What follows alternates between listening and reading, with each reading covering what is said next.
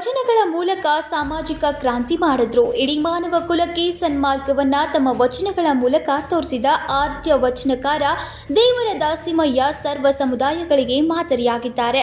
ದೇವರ ದಾಸಿಮಯ್ಯ ಅವರ ವಚನಗಳು ಮನುಷ್ಯರ ದಿಕ್ಕನ್ನೇ ಬದಲಿಸುತ್ತೆ ಅಂತ ಶಂಕರ್ ಬುಜಡಿ ಅವರು ಕಾಸಬಾಗ ದೇವಾಂಗ ಮಂಗಲ ಕಾರ್ಯಾಲಯದಲ್ಲಿ ದೇವರ ದಾಸಿಮಯ್ಯನವರ ಜಯಂತಿಯ ಅಂಗವಾಗಿ ಮಾತನಾಡಿದ್ರು.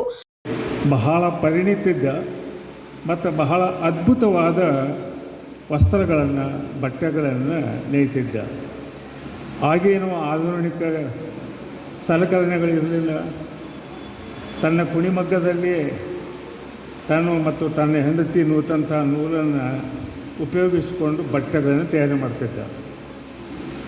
ಈಗ ನಾವು ಅತ್ಯಾಧುನಿಕ ಮೆಷಿನ್ಗಳನ್ನು ತಗೊಂಡು ಕಂಪ್ಯೂಟರ್ ಡಿಸೈನ್ಸು, ಜಕಾರ್ಡು, ಡಾಬಿ ಏನೇನೋ ನಾವೀನ್ಯಪೂರ್ಣ ತೆಗಿತೀವಿ.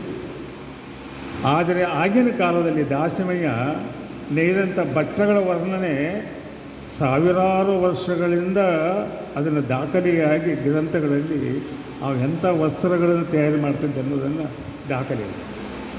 ಈಗ ನಾವು ಎಂಬೋಸ್ ತೆಗಿತೀವಿ, ಡಿಸೈನ್ಸ್ ಎಲ್ಲ ನಾವು ಜಕಾರ್ಡನ್ನು ಬುಟ್ಟಾಗಿಟ್ಟ ಎಲ್ಲ ಮಾಡ್ತೀವಿ. ಅವ ತನ್ನ ಕೈಮಗ್ಗದಲ್ಲಿ ಮಾಡ್ತಿದ್ದ.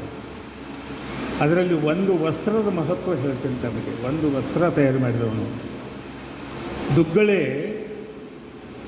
6 ವರ್ಷಗಳ ಕಾಲ ನವಿರಾದ ನೂಲನ್ನು ನೂತು 6 ವರ್ಷಗಳ ಕಾಲ ರೇಷ್ಮೆಯಕ್ಕಿಂತಲೂ ಮಿದುವಾದ ಅದಕ್ಕಿಂತಲೂ ಸೂಕ್ಷ್ಮವಾದ ತಂತುಗಳುಳ್ಳ ನವಿರಾದ ನೂಲನ್ನು 6 ವರ್ಷಗಳ ಕಾಲ ನೂತು ರೆಡಿ ಮಾಡಿಟ್ಟಿದ್ದು. ಆ ನೂಲನ್ನು ದಾಸಿಮಯ್ಯ 3 ವರ್ಷಗಳ ಕಾಲ 365 ಗಜ ಬಟ್ಟೆಗಳನ್ನು ಒಂದೇ ತಾಣ 365 ಮೊಳ ಬಟ್ಟೆಯನ್ನು ಸಿದ್ಧಗೊಳಿಸಿದ. ಸಾದಾ ಪ್ಲೇನ್ ಬಟ್ಟೆಯಲ್ಲ. ಆ ಬಟ್ಟೆಯಲ್ಲಿ ಏನೇನು ಚಿತ್ರಗಳಿದ್ದವು ಎಲ್ಲ ಚಿತ್ರಗಳನ್ನೂ ಬಿಡಿಸಿದ್ದ. ಸೃಷ್ಟಿಯಲ್ಲಿ ಇರತಕ್ಕಂಥ ಎಲ್ಲ ಬಣ್ಣಗಳನ್ನು ಹಾಕಿದ್ದ. ಎಲ್ಲ ದೇವಾದಿ ದೇವತೆಗಳನ್ನು ಹಾಕಿದ್ದ. ಆ ದೇವತೆಗಳ ವಾಹನಗಳ ಆಣೆ, ಕುದುರೆ, ಬಸವಣ್ಣ ಎಲ್ಲವನ್ನೂ ಚಿತ್ರಿಸಿದ್ದ. ಆ ವಸ್ತ್ರ ಹೀಗಿತ್ತಂತಂದರೆ ಅದನ್ನು ನೋಡಿದ್ರೇ ಅದರ ಪರಿಮಳ ಮತ್ತು ಅದರ ಪ್ರಸನ್ನತೆ ಉಂಟಾಗ್ತಕ್ಕಂಥ ಒಂದು ಅದ್ಭುತವಾದ ಕೌಶಲ್ಯಪೂರ್ಣ ವಸ್ತ್ರ ಸಿದ್ಧಾಗ್ತದೆ. ಇದು ಇಂಥ ಒಂದು ಅದ್ಭುತವಾದ ಬಟ್ಟೆಯನ್ನು ನೇಯ್ದು ಅವನು ಮಾರಲಿಕ್ಕೆ ಹೋಗ್ತಾನೆ. ಬಟ್ಟೆಯನ್ನು ಮಾರಲಿಕ್ಕೆ ಹೋಗ್ತಾನೆ. ಅದನ್ನು ಬೆಲೆ ಕಟ್ಟಲಿಕ್ಕಾಗಲಿಲ್ಲ. ಇವತ್ತಿಗೂ ಕೂಡ ಅನೇಕ ಯುಗಗಳಾಗಲಿ, ಶತಮಾನಗಳಲ್ಲಿ, ಸಂವತ್ಸರಗಳಾಗಲಿ ನಮ್ಮವರು ನೇಯ್ಗೆಯಲ್ಲಿ ಎಷ್ಟು ಪರಿಣಿತಂದರೆ ಎಂಥ ಅದ್ಭುತವಾದ ಬಟ್ಟೆಗಳನ್ನು, ಡಿಸೈನ್ಸ್ಗಳನ್ನು, ಚಿತ್ರಗಳನ್ನು ಏನು ತಮ್ಮ ತಲೆ ಖರ್ಚು ಮಾಡಿ ಅದರೊಳಗೆ ಮಾಡ್ತಾರೆ. ಅದನ್ನು ಬೆಲೆ ಕಟ್ಟಲಿಕ್ಕೆ ಯಾರಿಗೂ ಆಗೋದಿಲ್ಲ. ಕೊನೆಗೆ ನಾವೇನು ಮಾಡ್ತೀವಿ, ಶ್ರಮ ವಹಿಸಿರ್ತೀವಿ. ಅವರು ಬೇಡಿದ ದರಕ್ಕೆ ಕೊಟ್ಟು ಬಂದುಬಿಡ್ತೀವಿ. ಅನಿವಾರ್ಯ ಬಟ್ಟೆ ಕೇಳಬೇಕಾದ ಇಂಥ ಒಂದು ಪರಿಸ್ಥಿತಿ ಆಗ ದಾಸಿಮಯ್ಯಗೂ ಇತ್ತು, ನಮಗೂ ಇವತ್ತೂ ಇದೆ.